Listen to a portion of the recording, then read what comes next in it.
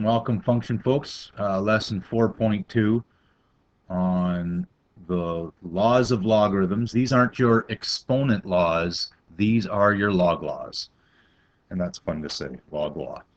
The 3-minute review, easy peasy, just changing form, same as yesterday, where we see the base is 4, and in log form the base goes there, the exponent is the answer, and then the big thing, the power, is the inside thing for the logarithm. And so I can do the same thing this way. I see the base is 6 and the exponent is 5, and this is a more familiar true statement for us.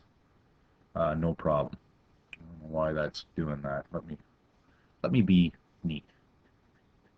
There, neat.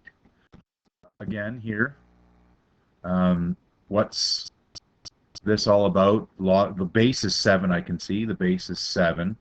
And what's this part? That's the exponent. The exponent is 7, and is x. And the inside thing, the power, is the square root of 3. How we would actually solve that, we're stuck. We don't know. And we talked briefly yesterday about this idea of changing from one form to the other by doing the opposite operation. Operation of log base 7 is exponential function base 7, and I do that to both sides, and that kind of gets wiped out, and I'm left with what I know for the transformation. So from the just change of form. And this actually leads us, if we wanted to think of it as some log properties from last day. The properties here, I have a function. Exponential function base a is the function composed with another function, right?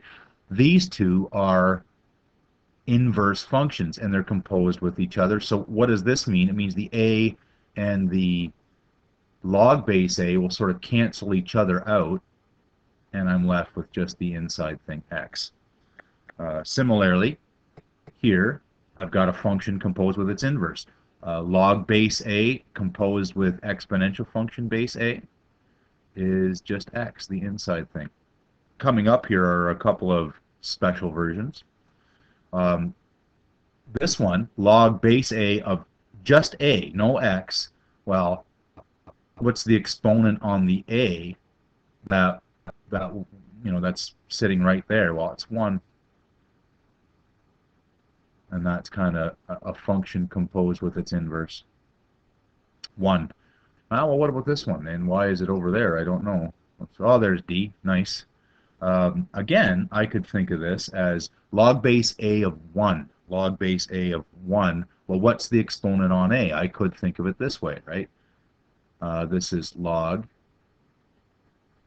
base a to the exponent something that gives me 1, right? What's this exponent here? Well, that's going to be 0, isn't it? That's 0. So log base a of 1 is 0, and that should sort of go back with what we know about the log graph, right? Doesn't matter what the base is.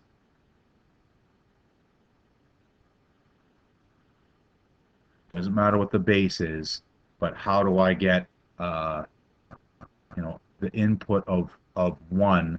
What's the output? The output is going to be 0, right? That's the point. It doesn't matter what the base is. That's the point. 1, 0. Input 0.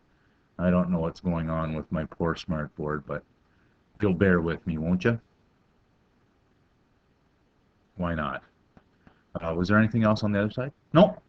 And these are some sort of basic properties that got us through yesterday's class, but we're moving along. We want to do some new ones. So, and in fact, what I'm going to ask you to do is pause the video. You've got this in front of you. Don't peek ahead.